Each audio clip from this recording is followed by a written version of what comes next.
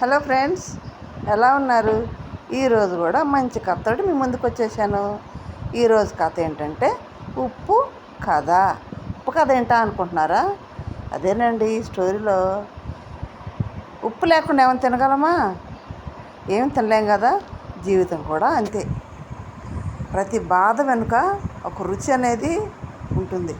దాన్ని అర్థం చేసుకోవడానికి జీవితమే సరిపోతుంది కదా. అదేంటో ఈ స్టోరీలో చూద్దాం. ఒక రాజుకి 2 కుమారులు ఉన్నారు. ఒకరోజు ఆ రాజు పెద్ద కుమారుని పిలిచి, నన్ను నువ్వు ఎంతగా ప్రేమిస్తున్నావు చెప్పు అని అడిగాడు. అతడు అంటే పెద్ద కుమారుడు ఏమన్నాడంటే, నాన్న, నిన్ను నేను ఉప్పు ఎంతగా అవసరమో అంతగా ప్రేమిస్తున్నాను అన్నాడు. రాజుకి కోపం వచ్చింది. ఉప్పా అని నిర్లక్ష్యంగాను, కోపంగాను, అసహనంగాను మాట్లాడాడు.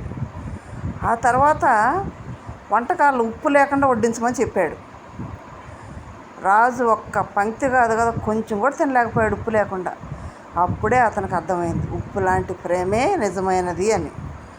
బాధలు కూడా జీవితంలో ఉప్పులా ఉంటాయి. అవసరం అర్థమైతే జీవితం బాగుంటుంది.